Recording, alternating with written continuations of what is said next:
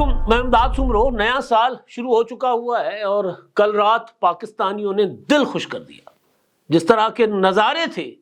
کراچی سے لے کر لاہور، لاہور سے پشاور، پشاور سے سکھر تک،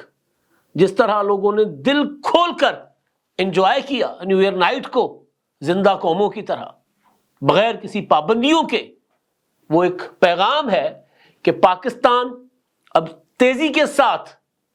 اپنی شناخت تبدیل کرے گا، یا وہ مسخ شدہ پاکستان کی جو شناخت تھی وہ واپس آئے گی۔ یعنی انتہا پسندی سے پاکستان ایک روشن خیال ترقی پسند معاشرے کی طرف سفر کر رہا ہے، اور یہ سفر اگر اسی طرح جاری رہا تو پھر کوئی بعید نہیں ہے کہ پاکستان سے انتہا پسندی، ہر قسم کی انتہا پسندی کا خاتمہ ہو جائے یا کمی آ جائے۔ لوگوں کو اپنی مرضی کے مطابق زندگی گزارنے کا جو آئین حق دیتا ہے اس کے تحت لوگ زندگی گزار سکیں۔ ایک تو کل رات جو کچھ ہوا اس پر بات ہوگی، اور خیر خیریت سے نیو ایئر نائٹ گزر گئی، کوئی سانحہ نہیں ہوا، کوئی انسیڈنٹ نہیں ہوا۔ اور دوسرا، نئے سال کے آغاز سے پہلے معافیاں تلافیاں، پہلے گالی دو پھر معافی مانگو،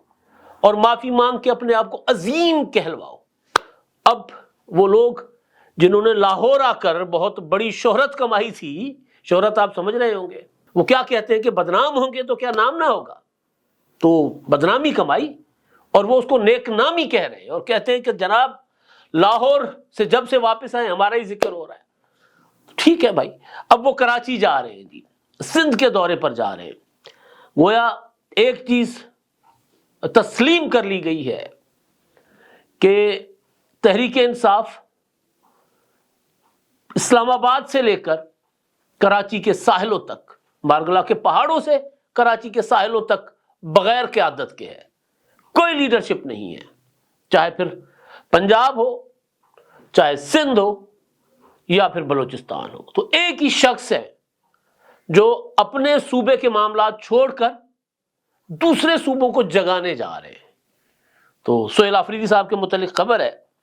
کہ جناب وہ جا رہے ہیں کراچی، اور وہاں جا کر سندھ کے عوام کو جگائیں گے۔ تو خبر جو ہے وہ یہ ہے، میں وہاں سے آغاز کر لیتا ہوں کہ سہیل آفریدی صاحب 9 جنوری کو انہوں نے سندھ جانے کا فیصلہ کیا ہے، اور وہ مختلف شہروں کا کراچی سمیت دورہ کریں گے، اور اسٹریٹ موومنٹ کی تیاریوں سے جوڑا جا رہا ہے۔ میں بار بار کہہ رہا ہوں کہ ان کو اسٹریٹ موومنٹ کا نہیں پتا۔ اسٹریٹ موومنٹ کا ان کو پتا ہوتا تو پھر آغاز یہ لانگ مارچز سے نہ کرتے، کیونکہ لانگ مارچ تحریکوں کا وہ ہوتا ہے نا، پیک ہوتی ہے، اور یہ آغاز کرتے پٹھے الٹے پاؤں چلنے والے لوگ، یہ آغاز کرتے ہیں جہاں سے تحریکیں انجام کو پہنچ رہی ہوتی ہیں۔ آپ کو یاد ہوگا عمران خان صاحب نے اگست میں کہا تھا کہ تحریک کو عروج پر پہنچانا ہے 15 اگست تک یا 14 اگست تک۔ کیا ہوا؟ عروج تو کیا، تحریک تو رڑ ہی نہیں سکی۔ پاؤں چلنا ہوتا ہے نا، بچہ بھی چلنا سیکھتا ہے، رڑنا سیکھتا ہے، تو وہ پیٹ کے بل رڑ ہی نہیں سکی تحریک، اور پھر وہ تحریک دفن ہو گئی۔ اب پھر ان کو خیال آیا کہ ہمیں اسٹریٹ موومنٹ کی طرف جانا ہے۔ تو جب آپ اپنا بڑا پتہ کھیل لیں گے تو اس کے بعد اکا دکا آپ کے کام نہیں آئے گا۔ جب آپ اپنا کنگ بھی، یکا بھی، سارے بڑے کارڈ جو ہوتے ہیں وہ کھیل لیں گے، ترب کے پتے کھیل لیں گے، تو اس کے بعد چھوٹی موٹی یہ جو ہوتی ہے نا پتیاں، وہ آپ کے کام نہیں آتی۔ تو بڑے ٹرمپ کارڈ جو ہوتے ہیں وہ گوا کے فائنل کال، آخری اپنا کیا تھا کارڈ، یہی تھا نا، نومبر میں، پھر دسمبر میں آخری کارڈ، نومبر میں گزشتہ برس فائنل کارڈ، اور پھر دسمبر میں 16 دسمبر کو آخری کارڈ۔ آخری کارڈ کیا تھا کہ اوورسیز پاکستانی جو ہے ریمیٹنسز نہ بھیجیں پاکستان کو، سول نافرمانی کی تحریک شروع کرنے جا رہا ہوں۔ اوورسیز نے دبا کے ڈبل پیسے بھیجنا شروع کر دیے پاکستان کو۔ تو جب آپ اپنے فائنل راؤنڈز کھیل چکے ہوں تو پھر دوبارہ گیم زیرو سے شروع کرنا آپ کے لیے مشکل ہی نہیں، ایک طرح سے ناممکن ہو جاتا ہے۔ تو وہ کہہ رہے ہیں کہ جی ہمارے پوسٹر بوائے ہیں اب سہیل آفریدی صاحب، وہ جائیں گے، کبھی کہتے ہیں لاہور میں جا کر لوگوں کو جگائیں گے، کبھی کہتے ہیں جی کراچی جا کر اور سندھ کے دوسرے شہروں میں جا کر لوگوں کو جگائیں گے۔ تو سوال تو یہ ہے کہ سب سے پہلے یہاں تو ان پر پابندیاں تھیں، سندھ میں کچھ طرح کی پابندیاں نہیں ہیں. حلیم عادل شیخ ہمارے دوست ہیں, لال مالی صاحب ہمارے دوست ہیں, وہاں پر میرپور خاص کے احسان جروار صاحب ہمارے دوست ہیں, وہ کوئی ایکٹیویٹیز کرتے ہیں تو ایکٹیویٹیز ہو جاتی ہے ان کی. پچھلے دنوں سلمان اکبر راجہ صاحب گئے ہوئے تھے عمر کوٹ اور میرپور خاص تک, یہ جو اگست والی تحریک تھی جو عروج پر پہنچانی تھی, وہ گئے ہوئے تھے, ان کو کسی نے روکا نہیں تھا. ٹھیک ہے جی, جلسیاں ولسیاں کر کے واپس آ گئے. تو یہاں تو ان کو خبر بنانے دی گئی تھی, ذرا غیر ذمہ دارانہ فیصلوں کی وجہ سے,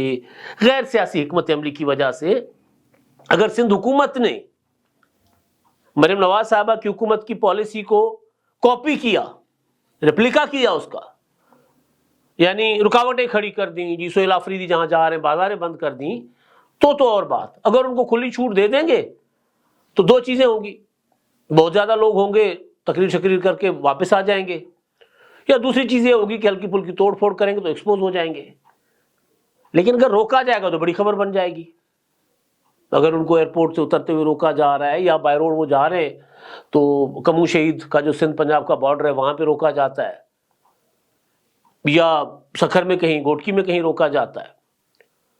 تو پھر ظاہر خبر بنے گی اور وہ ایک غلط فیصلہ ہوگا سندھ حکومت کا. پنجاب میں بھی یہی ہوا, ان کو روکنے کی ضرورت نہیں تھی, روکنا روکتے کیا ہو جاتا, کچھ نہیں ہونا تھا. لیکن جب اب یہ جا رہے ہیں تو ایک کام سندھ حکومت ضرور کرے. اگر یہ بائی روڈ جا رہے ہیں تو پہلے ان کو NICVD سکھر لے جائیں, وہاں پر ریکارڈ دکھائیں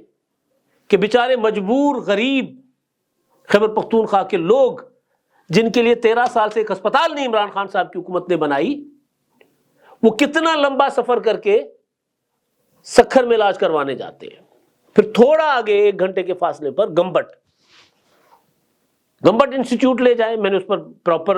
ایک ٹریول لاگ کیا ہوا ہے. گمبٹ کے انسٹیٹیوٹ لے جائیں ان کو, وہاں جا کر ریکارڈ دکھائے ان کو کہ جی کتنے پشتون ہمارے بہن بھائی مفت علاج کروانے وہاں آتے ہیں, کیونکہ عمران خان کی حکومت نے تو صرف اور صرف اسٹریٹ موومنٹ, ڈرامے, تماشے, ان کے علاوہ کچھ کیا نہیں ہے. یہ کام کرنا چاہیے تھا مریم نواز صاحبہ کی حکومت کو, کہ جب یہ پنجاب میں آ رہے تھے تو ان کو لے کر جاتے PKLI,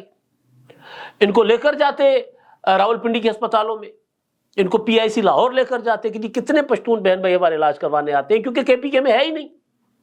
بجائے اس کو ان کو روکنے کے کہ جی آئیں ہم آپ کو ریسیپشن دیتے ہیں, جناب آئیں ہم حکومت کی طرف سے آپ کو NICVD کراچی میں ریسیپشن دیں گے, ہم آپ کو جو سائبر نائف کا جناح کا ادارہ ہے کینسر کا, وہاں آپ کو ریسیپشن دیں گے, آئیں آپ کو بریفنگ دیں گے کہ ہم نے کس طرح ادارے بنائیں, آپ بھی بنائیں, اور ہم آپ کو بتائیں گے کہ قومیں ہسپتالیں اور سڑکیں بنانے سے ہی بنتی ہیں, قومیں سڑکوں پر ادھم مچانے سے نہیں بنتی, اور بلا وجہ ادھم مچانے سے نہیں بنتی. تو جائیں گے اور ان کو وہاں دکھائیں کہ سکھر سے لے کے کراچی تک, یا لاہور سے لے کے پنڈی سے لے کے, ان کو دکھانا چاہیے تھا کہ کتنا پشتون ہمارا بھائی یا فیملیز, پاکستان سب کا ہے, لیکن خیبر پختونخوا میں روزگار کے مواقع نہ ہونے کی وجہ سے وہ پنجاب اور سندھ کے چھوٹے چھوٹے شہروں میں روزگار تلاش کرتے ہیں, محنت مزدوریاں کرتے ہیں, کہیں کارخانوں میں کام کرتے ہیں, کہیں سیکورٹی گارڈ بنتے ہیں, ہاں کہیں بڑے بڑے بزنس کرتے ہیں, بہت بڑے, لاہور میں کراچی میں بہت بڑے بزنس بھی پشتون کرتے ہیں, مواقع. تو وہ ان کو یہ دکھانا چاہیے کہ دیکھیں آپ کے لوگ مجبوراً, ایک تو ہوتا ہے نا بڑا صنعت کار, پشاور چھوٹا شہر ہے, راول پنڈی آ جائے گا, لاہور آ جائے گا, لاہور پھر چھوٹا شہر ہے تو کراچی چلا جائے گا, کیونکہ اس کو ایک بڑا شہر بڑی انویسٹمنٹ کے لیے چاہیے. کراچی چھوٹا پڑ جائے گا تو کسی اور دنیا کے ملک میں چلا جائے گا. تو وہ ایک تو الگ بات ہے, وہ مجبوری میں نہیں, وہ ترقی کے خواہش لے کر جاتا ہے. لیکن جو مجبوری میں بیچارے محنت مزدوری کرنے آتے ہیں, وہ بھی ان سے بھی ملوایا جائے کہ دیکھیں جی آپ نے ان کے لیے 13 سال میں کوئی روزگار نہیں بنایا. ورنہ ہونا یہ چاہیے تھا کہ دعویٰ کرتے تھے عمران خان صاحب کہ جی وہ ہم نے خیبر پختونخوا میں غربت کم کر دی ہے. غربت کمی کا جو آج کل عمران خان صاحب ایک یا PTI والے ایک نیریٹو لے کر چل رہے ہیں نا, کہ جی وہ پاکستان میں سے برین ڈرین ہو رہا ہے, لوگ روزگار کے مواقع نہیں ہیں, معیشت تباہ ہے, تو لوگ باہر جا رہے ہیں, دھڑا دھڑ جا رہے ہیں, اور جا رہے ہوں گے, اس میں کوئی شک نہیں ہے.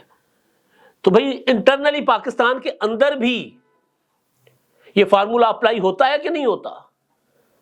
کہ عمران خان صاحب کے 4.25 سال کی حکومت میں جب معیشت ترقی کر رہی تھی، آسمانوں کو چھو رہی تھی، کرونا کو شکست دے رہی تھی، تو اس وقت بھی کتنے خیبر پختونخوا کے لوگ جو ہیں وہ صرف اور صرف مزدوری کرنے کے لیے ملک کے دوسرے شہروں میں گئے تھے۔ میں اگین کہہ رہا ہوں کہ کوئی ان پر پابندی نہیں ہے، جہاں ان کو روزگار ملتا ہے، یہ ملک سب کا ہے، وہاں جا کر روزگار کریں، کسی قسم کی کوئی پابندی نہیں ہونی چاہیے۔ لیکن یہ جو بھڑک بازی ہے تو ان کو دکھانا تو چاہیے نا کہ بھی کتنی فیملیز روزانہ شفٹ ہوتی ہیں پاکستان کے دوسرے شہروں میں۔ اگر آپ نے جنت بنا دیا ہے خیبر پختونخوا کو، تو آپ کہتے ہیں کہ جی آپ کو تیسری بار لوگوں نے مینڈیٹ دیا، تو کیا کیا ہے آپ نے لوگوں کے لیے وہاں پر؟ تو یہ ایک میری تجویز ہے، اگر دوبارہ پنجاب یہ آتے ہیں تو ان کو بجائے روکنے کے ان کی گاڑیوں کا منہ جو ہے نا ان پروجیکٹس کی طرف کر دیا جائے جہاں پر یہ ان کو سبق حاصل ہو کہ کیا بیٹھ کر رہے ہیں۔ اچھا جی، اب شفیع جان صاحب نے جو ترجمان ہیں، اور وہ سندھی میں کہتے ہیں ڈاچی ہنے 10 توڑی ہنے 13، بڑے میاں تو بڑے میاں، چھوٹے میاں سبحان اللہ، تو وہ عمران خان صاحب تو گالم گلوچ کرتے ہی ہیں، انہوں نے بھی شفیع جان ہو،